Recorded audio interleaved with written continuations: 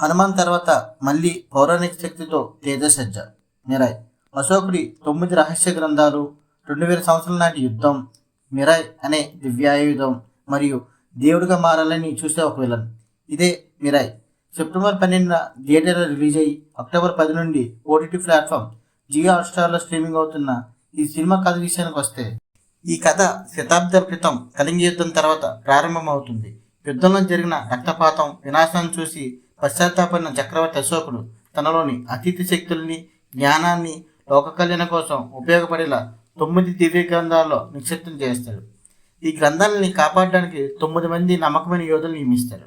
ఈ గ్రంథాలని సొంతం చేసుకున్న వ్యక్తి అమరత్వాన్ని పొంది ప్రపంచాన్ని శాసించగల శక్తిని పొందుతాడు. ఈ రక్షకులు తరతరాలుగా వాటిని కాపాడుతూ వస్తారు. ఈ కథలోని ముఖ్య పాత్రలైనటువంటి వేద అలియాస్ తేజసజ్జ కాశీలో మరియు హైదరాబాద్లో అనాథగా దొంగతనాలతో చిన్న చిన్న మోసాలతో జీవితాన్ని గడిపే యువకుడు. తన అసలు గమ్యం శక్తి గురించి తెలియదు. మహావీర్ లామా అలియాస్ మంచు మనోజ్ అశోకుడి గ్రంథాలని దక్కించుకొని దేవుడిగా మారాలని చూసే అత్యంత శక్తివంతమైన క్రూరుడైన విలన్. అంబిక అలియాస్ శ్రీయశరణ్ 9 గ్రంథమైన అమరగ్రంథం యొక్క రక్షకురాలు. ఈమెకు భవిష్యత్తును చూడగల శక్తి ఉంటుంది. ఈ కథ లోతులకు వెళ్తే అంబిక తన జ్ఞాన దృష్టితో భవిష్యత్తును చూస్తుంది.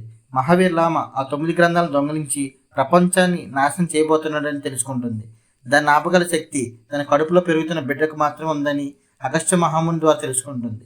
మానవాళి రక్షణ కోసం ఆమె తన బిడ్డ వేదను లోకానికి అప్పగించడానికి, అతన్ని యోధుడిగా మార్చడానికి ఒక గొప్ప త్యాగం చేస్తుంది. వేదాన్ని అనాథల పెరిగేలా చేస్తుంది. 24 ఏళ్ళ తర్వాత మహావీర్ లామా అప్పటికే 8 గ్రంథాలు చేజిక్కించుకొని అపారమైన శక్తిని పొందుతాడు. ఇప్పుడు అతని లక్ష్యం చివరిదైన 9వ గ్రంథం. ఈ సమయంలో విభా అలియాస్ రితికా నాయక్ అనే సన్యాసిని వేదాన్ని వెతుక్కుంటూ వచ్చి అతడికి తన నిజమైన ఉద్దేశం, పౌరాణిక నేపథ్యం, మహావీరుని ఆపాల్సిన బాధ్యత గురించి వివరిస్తుంది. తన లక్ష్యాన్ని చేరుకోవడానికి వేద మిరాయ్ అనే దివ్య ఆయుధాన్ని సంపాదించాల్సి ఉంటుంది. ఈ ఆయుధం శ్రీరాముడు కోదండంతో ముడిపడి ఉంటుంది. వేద హిమాలయాలకు వెళ్ళి అక్కడ అగస్త్య మహాముని సాయంతో మిరాయ్ అస్త్రాన్ని పొందుతాడు. దానిని ఎలా ఉపయోగించాలో నేర్చుకుంటాడు.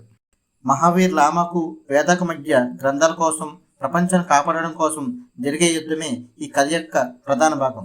మహావీర్ యొక్క చీకటి నేపథ్యం, అతడు విలన్గా మారడానికి గల కారణాలు కూడా ఈ కథను వివరిస్తుంది.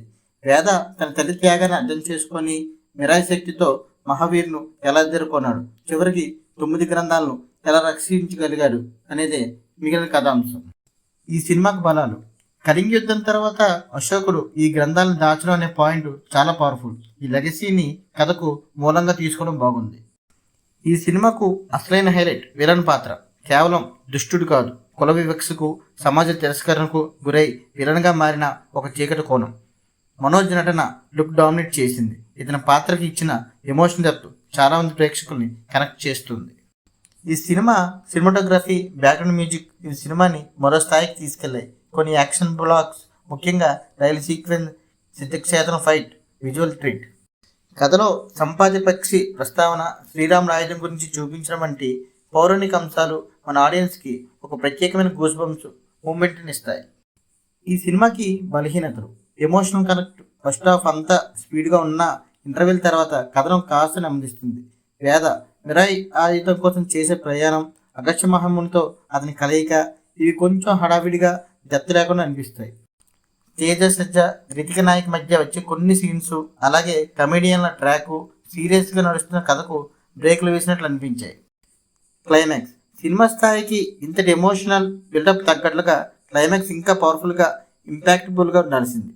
అది కొంతవరకు సాధారణంగా ముగిసిందని ఫీలింగ్ కలుగుతుంది. మొత్తానికి మిరాయ్ ఒక విజువల్ రిచ్ అయిన ఫ్యాంటసీ అడ్వెంచర్.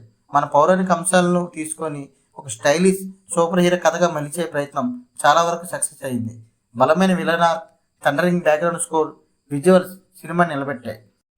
మీరు మిరాయ్ సినిమా చూసారా? అయితే మీకు బాగా నచ్చిన అంశం ఏంటి? కామెంట్స్లో మాతో షేర్ చేసుకోండి. ఈ వీడియో నచ్చితే లైక్ చేసి మీ ఫ్రెండ్స్తో షేర్ చేయండి. ఇంకా ఇలాంటి లోతైన రివ్యూల కోసం మా ఛానల్ని సబ్స్క్రైబ్ చేసుకోవడం మర్చిపోకండి.